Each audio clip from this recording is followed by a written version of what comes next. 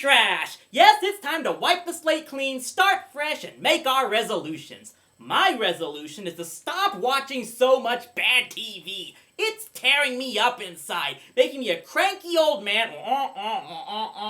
What? We'd run out of material? The show would be canceled? Well, I guess it's not taking me long to break my resolution, so let's get this year started with a New Year's special that won't have you singing Auld Lang Syne. Over the past year, I was a bit surprised that It's Your First Kiss, Charlie Brown was hands down my most popular review. I guess I struck a chord with some people. Sadly, that wasn't the only Charlie Brown special that isn't remembered too fondly. Let's look into Happy New Year, Charlie Brown. The show opens with Charlie Brown in class anxiously awaiting the winter break. I would inquire if this scene's supposed to take place before one of the Christmas specials, but figuring out the Peanuts timeline is more difficult than the Legend of Zelda's. Oh no! We're supposed to read War and Peace by Leo Tolstoy, and then write a book report about it. And again, I have to ask, what elementary school does Charlie Brown go to? I don't think it's ever been actually stated what grade he's in, but the general consensus is about the 3rd grade. What school would consider War and Peace an appropriate 3rd grade assignment? 1,136 pages long. When Leo Tolstoy was writing War and Peace, his wife Sonia copied it for him 7 times. And she did it by candlelight and with a dip pen. Was Tolstoy's wife 8 years old when she did that? Look, I've been a bookworm my whole life. I won a school-wide reading contest in the 1st grade, and I couldn't have read War and Peace at that age. I didn't even take on Lord of the Rings until I was 23! And for the record, this book includes references to incest, suicide, and violence that CNN couldn't show. Yeah, I can totally see this as an appropriate 3rd grade assignment when Huckleberry Finn is banned in high schools! Meanwhile, we clearly need something to keep Charlie Brown from getting this done. Cue Peppermint Patty's New Year's party! I have to read War and Peace. This is your chance to ask the girl of your choice, Chuck. But you don't understand. I know you're a little nervous, Chuck. Okay, really, does Peppermint Patty have some sort of brain deficiency that prevents her from listening to people? Well, if she does, I guess Sally must have the same condition. And I just know my sweet baboo will ask me. I am not your sweet baboo, and I wouldn't invite you to a chicken race. Isn't he the cutest thing? So while Chuck tries to read the book, everyone else tries to force their New Year's preparations on him. Slow, slow, quick, quick. Doesn't anyone else have to do that book report? Is Chuck in some sort of magnet school where everyone else somehow got it done ahead of time? That's actually not far off from the original story in the comic strips that this was based on. See, the original had Chuck needing to read Gulliver's Travels, and the underlying theme was about procrastination, as Chuck kept looking for ways not to read the book. Here, it's as if everyone else keeps throwing things at him to prevent him from completing the assignment. And that's apparently not enough to fill in this show, so we get lots of nice, juicy filler. Balloons are supposed to be round, not square. Try blowing slower. Now you're getting it. Why are you discouraging that talent? You should be getting that kid on Letterman!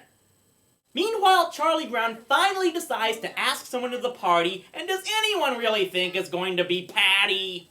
I wonder if that little red-haired girl would go with me. So long forever, Chuck. Oh, don't worry, you still have your future life partner. No, I'm not stooping to any Patty Marcy lesbian jokes.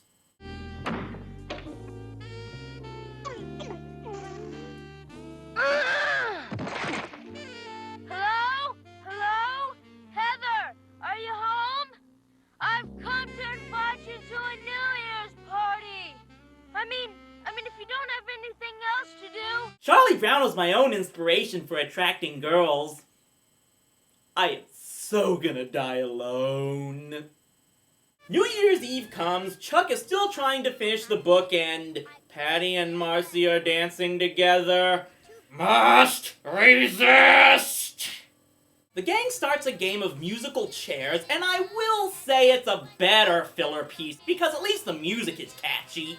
Now, every time the music stops, you're gonna end up one chair short. And if you're boogalooing when the music's gone... Ha ha! Lucy lost! And Chuck actually makes it to the end, but of course he can't beat Patty and has to tell himself that second isn't so bad. I've been telling myself that since the World Series ended. Next year, I'm going to be a changed person.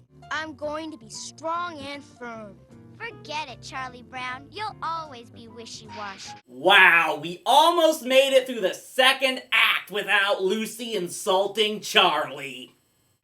You sniffed in my root beer! Your stupid beagle sniffed in my root beer! Aha! I thought so! You see, it's filled with dog germs. Well, you're already a bitch, so what's the big deal? Hey-o! We finally get back to the main plot as Charlie Brown falls asleep outside while reading, and guess who shows up now? I don't know where Charlie Brown is right now, but would you like to dance? Okay, everyone, it's time for a viewer poll. You're at a party, and while you're out, the girl you're in love with shows up, and your best friend, rather than actually look for you, decides to dance with her himself. Do you A, congratulate him on such a big score? B, ask if they'd like to double date with you going out with his sister? Or C, beat the ever-loving crap out of him? So Linus actually goes and dances with Charlie Brown's crush. The bro code, Linus! Look it up! Chuck, where are you? It's just a few seconds before midnight. Chuck! He's right outside! I mean, come on! You left him out on that bench just minutes ago! Good grief, I should have put Patty on my list of stupidest characters!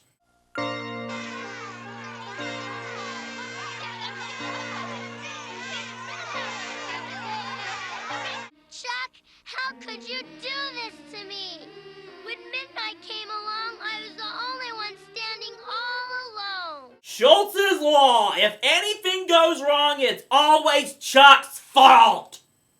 Well, your friend is sure a good dancer. You mean she was here? Congratulations! You've made me hate Linus even more than his sister! That's incredible! I didn't even think that was possible! I mean, that is the worst look of despair I have ever seen! I want to cry looking at that! But at least he gets this. Happy New Year, Charles. Maybe those lesbian accusations are false after all. To finish this up, Chuck finishes the report at the last minute and gets a D- for his efforts, plus another assignment. To read Crime and Punishment by Dostoevsky. Look, I'm all in favor of challenging our kids' education, but seriously, call the school board! I still have to rate First Kiss as the worst Peanut special, but this one isn't that much better. Along with the mean-spirited story and character derailment, it seems like they over-padded it a lot because the main story wasn't enough. When you need that much filler for a half-hour show, that's not good. To date, it's one of the few holiday-themed Peanut specials that doesn't have its own DVD release, instead being packaged with I Want a Dog for Christmas Charlie Brown. Yes, it actually has to piggyback the fourth Christmas special, which aired nearly 4 years after Schultz's death. Well, this year's off to a less than festive start. Maybe next time I should try something different and take a break from all this crap. What could that possibly mean? Tune in next time on TV Trash.